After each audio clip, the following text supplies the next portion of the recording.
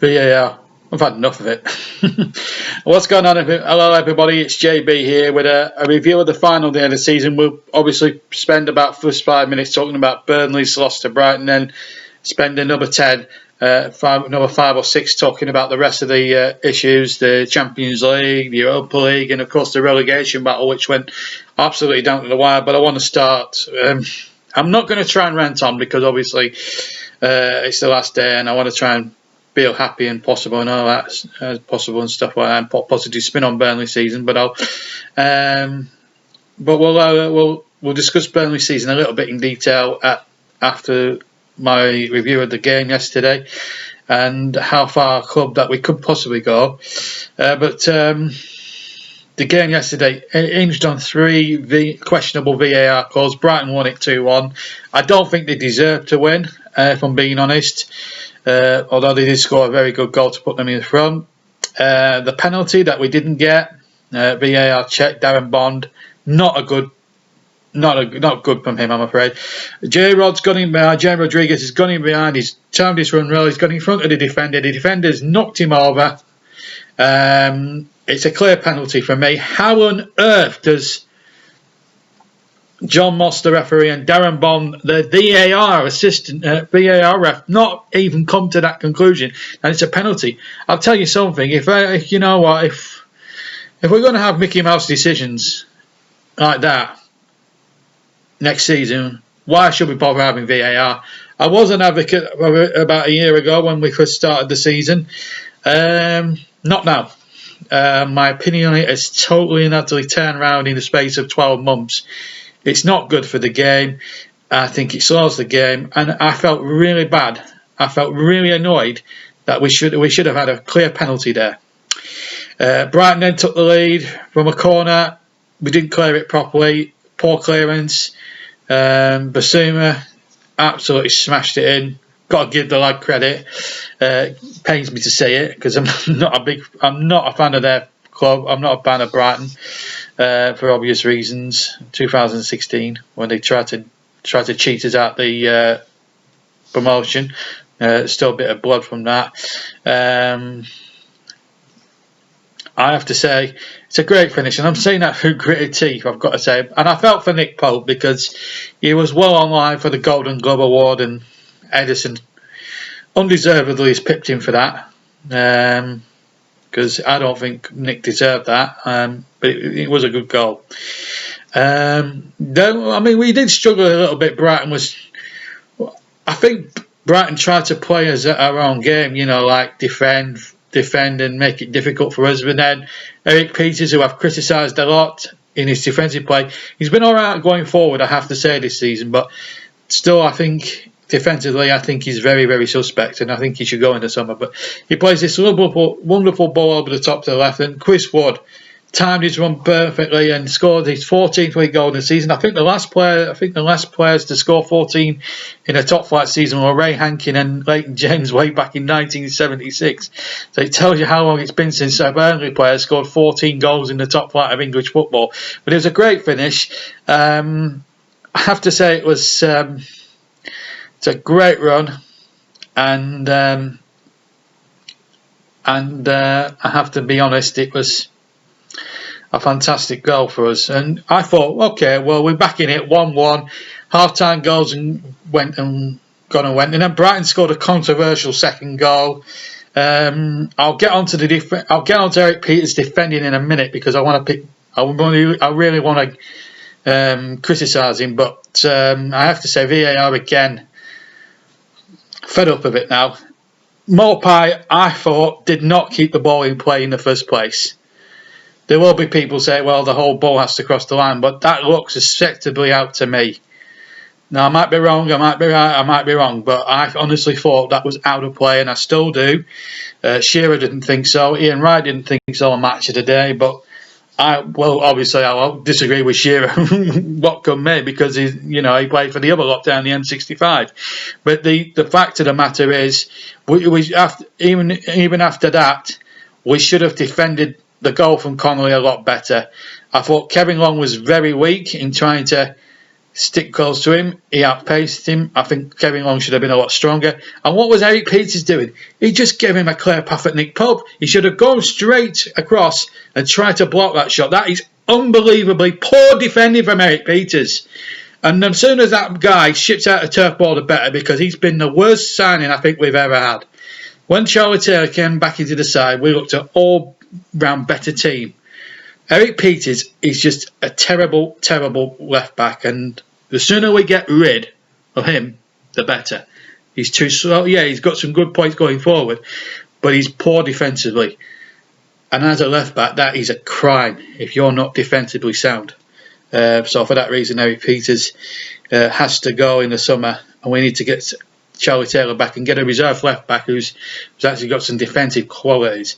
Because he doesn't and the other problem with Peters is he doesn't complement Dwight McNeil as well as Charlie Taylor complements Dwight McNeil. Fair enough, Taylor's out injury, and we've had a lot of injuries at the moment since lockdown, but even so, that should have been defended better. Then we looked as if we'd equalise when Jay Rodriguez nodded in to make it 2-2, and then once again, I'm sick of the word now, VAR. I'm sick of those three little letters, I really am.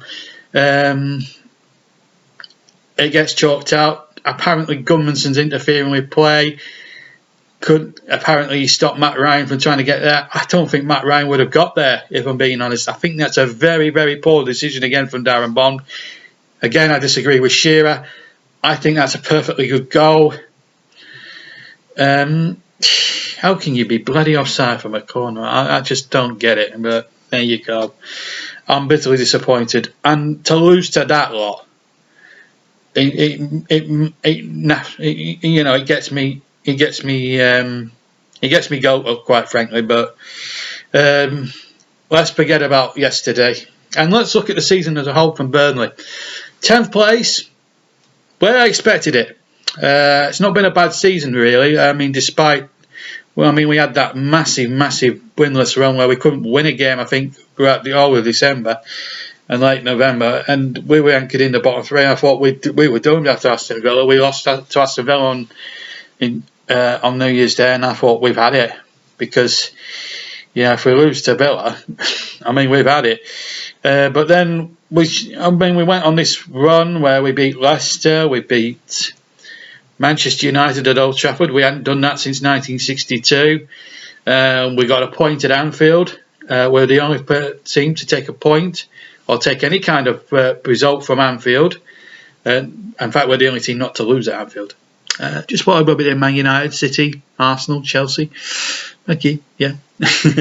But all in all, we had a very good season. We had a good win at Norwich towards the back end. But we could do a lot better. I think the signings were okay.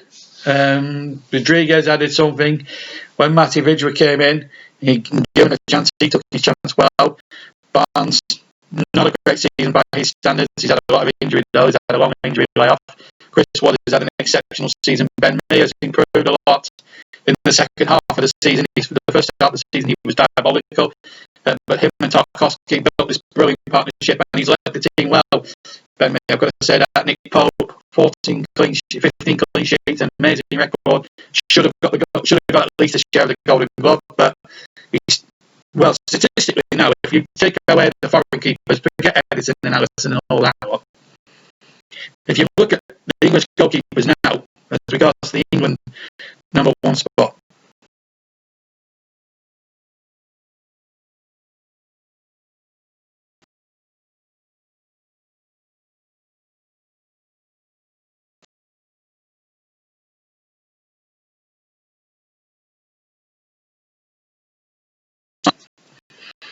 he's had a bit of an up and down season in Everton. So statistically, Nick Pope is the best goalkeeper in the country as regards English goalkeeper.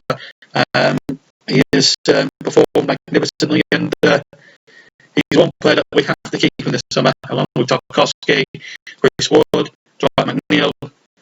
The only thing that's ruined the second half of the season for me is the board, and then lack of backing for Sean Dyche, letting 5 players go. If they kept 2 or 3 decent, like Jeff Henrik and people like that, then I would have said, That's okay, that's not too bad.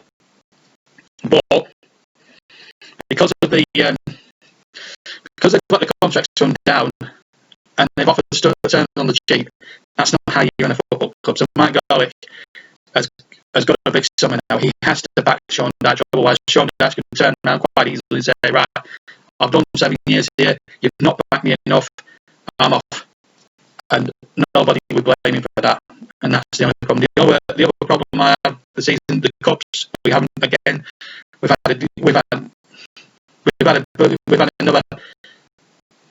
another disaster in the cups, disastrous season in the cups. The defeat against Sunderland of League One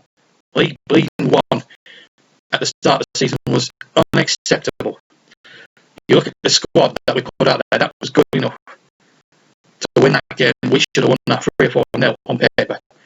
For some reason, the boys didn't want to bother, and we just conceded stupid goals, and we got knocked out of the AFL Cup at the first hurdle. The FA Cup, we weren't convincing against Peterborough. We won 4-2, but we weren't convincing. It was terrible. And then we played Norwich in the next round, and again, the lads just couldn't be bothered. And then when it was 1 or 2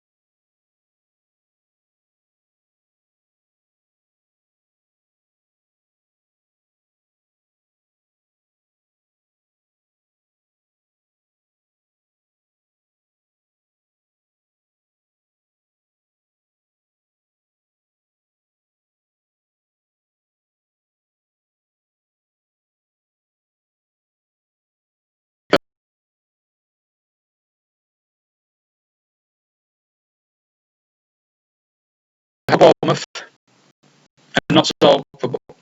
I'm delighted for Villa, but I don't feel any sympathy for Watford. I'll come on to that in a second. I feel for Eddie Howe a bit at Bournemouth because he's a very good manager. He plays the game the way it should be played on the deck and pretty football and stuff. And he's had a horrendous luck with injuries and stuff. I think if he'd have had David Brooks fit from the start of the season, I think it would have been a different story for Bournemouth. I really did. I did miss David Brooks. A fact that actually they didn't even bother to mention because David Brooks last season was a real player for Bournemouth and kept them in a division basically with his industry and skill. They missed him this season. They came back after the lockdown. I think it was too little, too late. They've had some.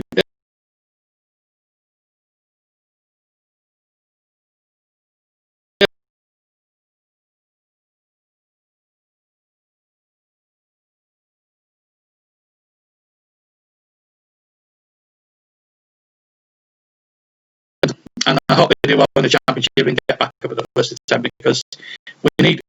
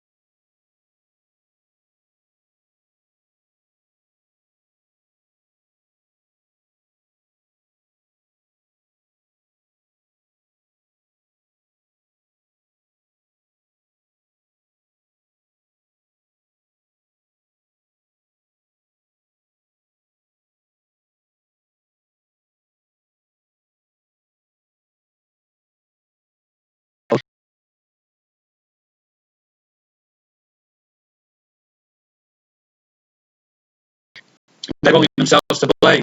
I mean, it was just, I know they beat Liverpool and there's one or two decent results. They should have won against Arsenal at Vicarage Road. And again, we covered on JB Sports commentary when they got back into it. I think it's 2-2, and they should have won 3-2.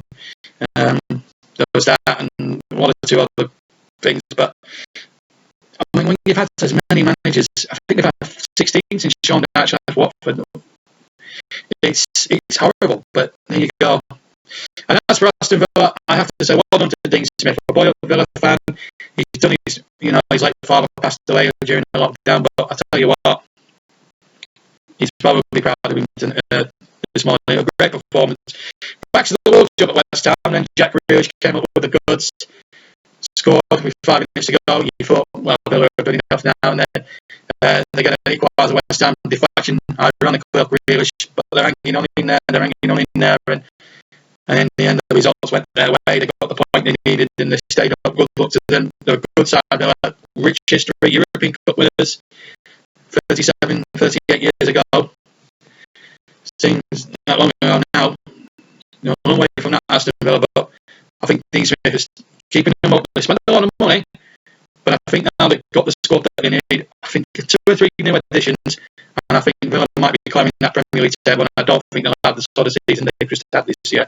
They've stayed up. Now they've got to make sure that they stay well clear. Try and finish mid-table if they can in the second season next season.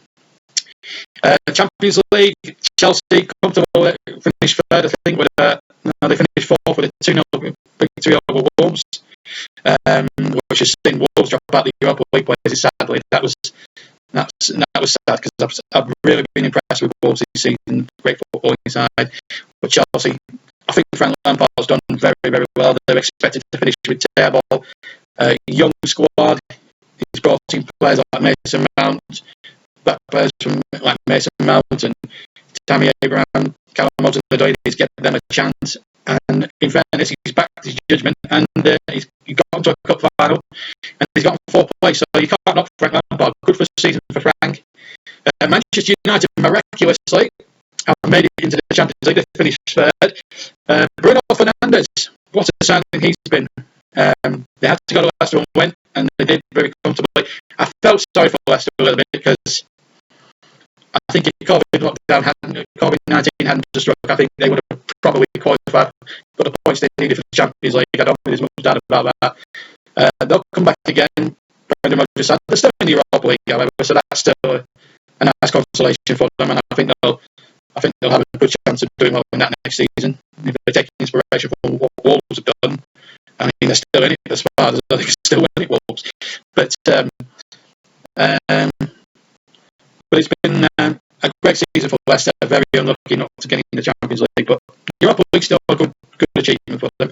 And Tottenham have claimed that last Europa League place just ahead of Wolves. Jose Mourinho, what an arrogant excuse, pathetic excuse of a man, celebrating getting a Europa League place.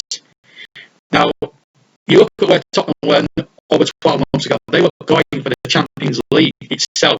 They were in the final. 12 months on, they've struggled. They were about 10th about 2 weeks ago. They finished 6th now, but that's a poor season for Tottenham. With their side, yes, they've had Harry Kane injured, but they've had enough quality players out there to have done far better than what they've done. 6th place for Tottenham, where they have been. They've been in the top 4 consistently for the last 6 or 7 years. I don't think it's good enough for a squad like Tottenham Hotspur to be absolutely celebrating finishing 6th in the Premier League. They should be finishing in the top 4. I mean, if they'd have been in the Champions League, yeah, I would have appreciated that. But some very good things there. Liverpool champions, they signed up with a 3-1 win against Newcastle. Manchester City signed off with a 5-0 thumping of already relegated Norwich. They've had a torrid season, haven't they? Poor old Norwich. But I think if they keep hold of Farker, they've got a very good chance. But the competition next season now is going to be very, very tough. It'll be good to see West Brom Mental Leagues back in the Premier League next season. Looking forward to seeing them. It could be any one of Brentford. This is the time it could be any one of these 4: Brentford, Swansea, Cardiff, or for personally, I'd like to see one of the 2 London clubs there. It would be great, especially for Brentford. It would be lovely if Brentford could make it, but we'll have to wait and see. But a very good season. Except for Bournemouth, glad that Watford have gone. Glad that Villa stayed up, and Burnley have had a great Premier League season. Anyway, if you enjoyed the video, please leave a like. If you haven't subscribed to the channel, why haven't you? Subscribe to the channel, hit the notifications. Don't forget, I'm appearing on Trevor. We're also on Trevor's.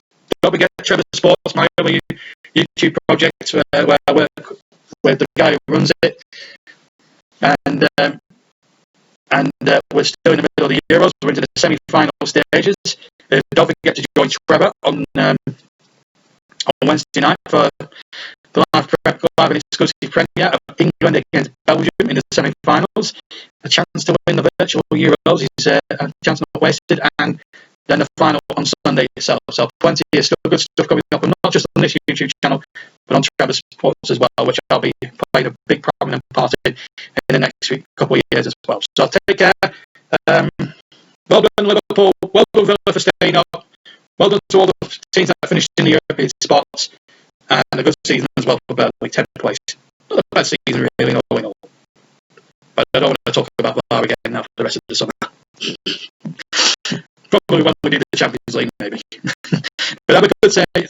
Have a good rest of your Monday, and I'll see you very soon with some Champions League commentary in the cup final next Saturday. Have a fantastic week, and I'll see you soon. Take care. Bye bye.